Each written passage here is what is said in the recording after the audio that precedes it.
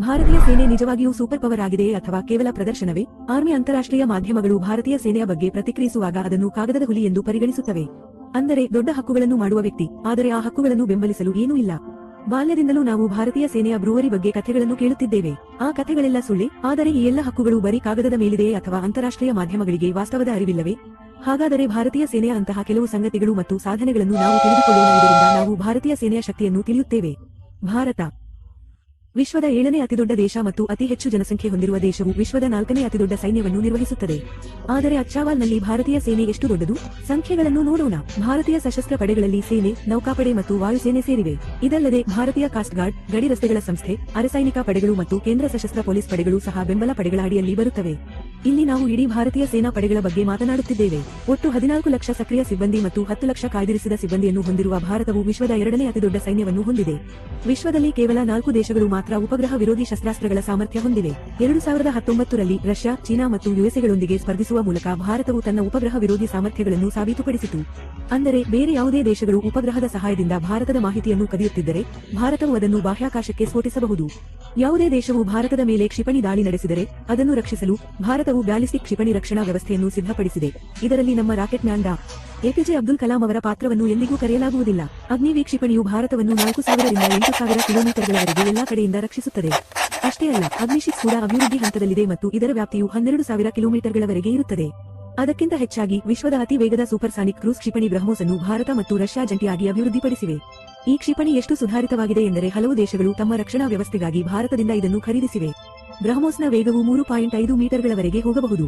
ಅಂದರೆ ಶಬ್ದದ ವೇಗಕ್ಕಿಂತ 3.5 ಪಟ್ಟು ಹೆಚ್ಚು. ಬ್ರಹ್ಮೋಸ್ 2 ಅನ್ನು ಸಹ ಅಭಿವೃದ್ಧಿಪಡಿಸಲಾಗುತ್ತಿದೆ. ಇದರ ವೇಗವು ಗರಿಷ್ಠ 8 ವರೆಗೆ ಇರುತ್ತದೆ. ಅಂದರೆ ಭಾರತ ಕೇವಲ ಆಮದು ಮಾಡಿಕೊಳ್ಳುವುದಲ್ಲದೆ ವಿಶ್ವ ದರ್ಜೆಯ ತಂತ್ರಜ್ಞಾನವನ್ನು ರಫ್ತು ಮಾಡುತ್ತದೆ. 4800ಕ್ಕೂ ಹೆಚ್ಚು ಟ್ಯಾಂಕ್ಗಳು, 2200ಕ್ಕೂ ಹೆಚ್ಚು ವಿಮಾನಗಳು, 300ಕ್ಕೂ ಹೆಚ್ಚು ಹಡಗುಗಳು, ಜಲಾಂತರ್ಗಾಮಿ ನೌಕೆಗಳು ಮತ್ತು 2 ವಿಮಾನವಾಹಕ ನೌಕೆಗಳನ್ನು ಸ್ಥಾಪಿಸಲು ನಾವು ಎಸ್ಟೆಕ್ ಬಿಡಿಭಾಗಗಳಿಗೆ ಭಾರಿ ಬೆಲೆ ತೆರಬೇಕಾಗುತ್ತದೆ ಮತ್ತು ಅದರ ಬೆಲೆ ₹6. ಪ್ರತಿ ವರ್ಷ 0,0000 ಕೋಟಿ. ಅದು ನಮ್ಮ ರಕ್ಷಣಾ ಬಜೆಟ್ ಆಗಿದೆ ಮತ್ತು ಇದು ನಮ್ಮ ಒಟ್ಟು ಬಜೆಟ್ನ ಸುಮಾರು 13% ಆಗಿದೆ. ನಮ್ಮ ಗಡಿಗಳನ್ನು ಸುರಕ್ಷಿತವಾಗಿರಿಸಲು ತುಂಬಾ ಹಣವನ್ನು ಖರ್ಚು ಮಾಡಲಾಗುತ್ತದೆ. ಇದು ಪ್ರತಿ ವರ್ಷವೂ ಹೆಚ್ಚುತ್ತಿದೆ. ರಕ್ಷಣಾ ಬಜೆಟ್ನ ಬಹುಪಾಲು ಸಂಬಳ, ಪಿಂಚಣಿ ಮತ್ತು ಬಂಡವಾಳ ವಿಸ್ತರಣೆಗೆ ಹೋಗುತ್ತದೆ. ಇದನ್ನು ತಿಳಿದ ನಂತರ ಕೆಲವರ ಮನಸ್ಸಿನಲ್ಲಿ ಈ ಪ್ರಶ್ನೆ ಬರುತ್ತಿರಬೇಕು, ತುಂಬಾ ಹಣ, ಅಷ್ಟಕ್ಕೂ ಅವನು ಎಲ್ಲಿಗೆ ಹೋಗುತ್ತಾನೆ? ಇಲ್ಲದಿದ್ದರೆ ಇಷ್ಟು ಖರ್ಚು ಏಕೆ? ಅಲ್ಲದೆ ಭಾರತವನ್ನು ಸುರಕ್ಷಿತವಾಗಿರಿಸುವುದರ ಹೊರತಾಗಿ ಸಶಸ್ತ್ರ ಪಡೆಗಳು ಅನೇಕ ಇತರ ಕೆಲಸಗಳನ್ನು ಮಾಡುತ್ತವೆ. ಎಂಇಎಸ್ ಅಂದರೆ ಮಿಲಿಟರಿ ಇಂಜಿನಿಯರಿಂಗ್ ಸೇವೆಗಳು ಭಾರತದ ಅತಿದೊಡ್ಡ ನಿರ್ಮಾಣ ಮತ್ತು ನಿರ್ವಹಣಾ ಸಂಸ್ಥೆಯಾಗಿದೆ. ಲಡಾಖ್ ಮತ್ತು ಉತ್ತರ ಭಾರತದ ಗುಡ್ಡಗಾಡು ಪ್ರದೇಶಗಳಲ್ಲಿ ರಸ್ತೆಗಳನ್ನು ನಿರ್ಮಿಸುವುದು ತುಂಬಾ ಕಷ್ಟ.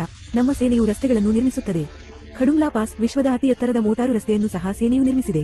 ಭಾರತೀಯ ಸೇನೆಯು ದೂರದ ಪ್ರದೇಶಗಳಲ್ಲಿ ಸಂಪರ್ಕವನ್ನು ಹೆಚ್ಚಿಸುವ ಕೆಲಸವನ್ನು ಸಹ ಮಾಡುತ್ತದೆ. ಗಡಿ ರಸ್ತೆಗಳ ಸಂಸ್ಥೆ ಅಂದರೆ BROH ಭಾರತೀಯ ಸೇನೆಯ ಅಡಿಯಲ್ಲಿ ಬರುತ್ತದೆ. ಇದು ಗಡಿ ಪ್ರದೇಶಗಳಲ್ಲಿ ಮೂಲಸೌಕರ್ಯವನ್ನು ಅಭಿವೃದ್ಧಿಪಡಿಸುತ್ತದೆ. ಭಾರತೀಯ ಸೇನೆಯು ಲಡಾಖ್ನ ಹಳ್ಳಿಯೊಂದರಲ್ಲಿ 40 ದಿನಗಳಲ್ಲಿ ತೂಗು ಸೇತುವೆಯನ್ನು ನಿರ್ಮಿಸಿದೆ. ಆಪರೇಷನ್ ರಾಹತ್ ವಿಶ್ವದ ಅತಿದೊಡ್ಡ ರಕ್ಷಣಾ ಕಾರ್ಯಾಚರಣೆಯಾಗಿದ್ದು, ಇದರಲ್ಲಿ ಉತ್ತರಾಖಂಡ್ ಪ್ರವಾಹದಲ್ಲಿ ಸಿಲುಕಿದ್ದ 19,600 ಜನರನ್ನು ಭಾರತೀಯ ವಾಯುಪಡೆ ರಕ್ಷಿಸಿದೆ. 2008ರಲ್ಲಿ ಕೇರಳ ಪ್ರವಾಹದ ಸಂದರ್ಭದಲ್ಲಿ ಭಾರತೀಯ ನೌಕಾಪಡೆಯು ಆಪರೇಷನ್ ಮದದ್ ಮೂಲಕ ಜನರನ್ನು ರಕ್ಷಿಸಿತು. ಸಿಯಾಚಿನ್ 6,000 ಅಡಿ ಎತ್ತರದ ವಿಶ್ವದ ಅತ್ಯಂತ ಎತ್ತರದ ಯುದ್ಧಭೂಮಿ ಎಂದು ಪರಿಗಣಿಸಲಾಗಿದೆ. ಈ ತಾಪಮಾನವು -60 ಡಿಗ್ರಿಗಳಿಗೆ ಏರುತ್ತದೆ. ಇಲ್ಲಿ ಗುಂಡುಗಳಿಗಿಂತ ಚಳಿಯಿಂದ ಸಾಯುವವರೇ ಹೆಚ್ಚು. 1984ರಿಂದ ಇಂದಿನವರೆಗೆ ಭಾರತವು ಪ್ರತಿದಿನ ಈ ಹಿಮನದಿಯ ಮೇಲೆ ತನ್ನ ನಿಯಂತ್ರಣವನ್ನು ಉಳಿಸಿಕೊಂಡಿದೆ. ಭಾರತದಲ್ಲಿ ಮಾತ್ರವಲ್ಲದೆ ಇಡೀ ವಿಶ್ವದಲ್ಲಿ ಶಾಂತಿಯನ್ನು ಕಾಪಾಡುವುದು. ಪ್ರತಿ ವರ್ಷ ವಿಶ್ವಸಂಸ್ಥೆಯ ಶಾಂತಿ ಪಾಲನಾ ಪಡೆಯಲ್ಲಿ ಭಾರತವು ದೊಡ್ಡ ಪಾತ್ರವನ್ನು ವಹಿಸುತ್ತದೆ. ಭಾರತೀಯ ನೌಕಾಪಡೆಯು ನಿಯಮಿತವಾಗಿ ಆಂಟಿ ಪೈರಸಿ ಕಾರ್ಯಾಚರಣೆಗಳನ್ನು ನಡೆಸುತ್ತದೆ ಮತ್ತು ಕಡಲ್ಗಳ್ಳರಿಂದ ರಕ್ಷಿಸಲು ಹಡಗುಗಳನ್ನು ಬೆಂಗಾವಲು ಮಾಡುತ್ತದೆ ಮತ್ತು ಈ ಹಡಗುಗಳಲ್ಲಿ ಹೆಚ್ಚಿನವು ವಿದೇಶಿ ಹಡಗುಗಳಾಗಿವೆ. ಇಲ್ಲಿಯವರೆಗೆ ಇಂಡಿಯನ್ ಏವಿಯೇಷನ್ ಜೀಸ್ ಕೂಡ ಹಡಗನ್ನು ಬೆಂಗಾವಲು ಮಾಡಿದೆ.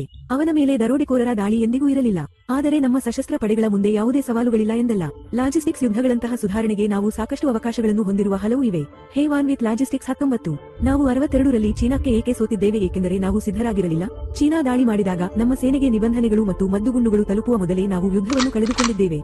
ಲಡಾಖ್ನ ಗಡಿಯುದ್ದಕ್ಕೂ ಚೀನಾವು ಬಿಸಿಯಾದ ಟ್ಯಾಂಕ್ಗಳಿಂದ ರೈಲ್ವೆಗಳವರೆಗೆ ಮೂಲಸೌಕರ್ಯಗಳನ್ನು ಅಭಿವೃದ್ಧಿಪಡಿಸುತ್ತಿದೆ, ಆದರೆ ಗಡಿಗಳ ಸಮೀಪದಲ್ಲಿದೆ. ನಾವು ಇತ್ತೀಚೆಗೆ ರಸ್ತೆಗಳನ್ನು ನಿರ್ಮಿಸಲು ಪ್ರಾರಂಭಿಸಿದ್ದೇವೆ. ನಾವು ನಮ್ಮ ತಂತ್ರಜ್ಞಾನಗಳನ್ನು ನವೀಕರಿಸಬೇಕಾಗಿದೆ. ಯಾವುದೇ ಸಮಯದಲ್ಲಿ ಭೌಗೋಳಿಕ ರಾಜಕೀಯ ಉದ್ವಿಗ್ನತೆ ಹೆಚ್ಚಾಗಬಹುದಾದ ಸ್ಯಾಂಡ್ವಿಚ್ನಲ್ಲಿ ನಾವು ವಾಸಿಸುವ ಕಾರಣ ನಾವು ತಂತ್ರಜ್ಞಾನದ ನಿರ್ಧಾರಗಳನ್ನು ತ್ವರಿತವಾಗಿ ವಿಳಂಬಗೊಳಿಸಲಾಗುವುದಿಲ್ಲ. ಸರಿ, ನಮಗೆ ಸಂಖ್ಯೆಗಳಿವೆ, ನಮಗೆ ಅನುಭವವಿದೆ ಮತ್ತು ನಮಗೆ ಶಕ್ತಿಯೂ ಇದೆ. ಅನೇಕ ಸವಾಲುಗಳ ಹೊರತಾಗಿಯೂ ನಾವು ಪರಿಪೂರ್ಣರಾಗಿಲ್ಲದಿರಬಹುದು. ಆದರೆ ನಾವು ಪೇಪರ್ ಟೈಗರ್ ಅಲ್ಲವೇ ಅಲ್ಲ.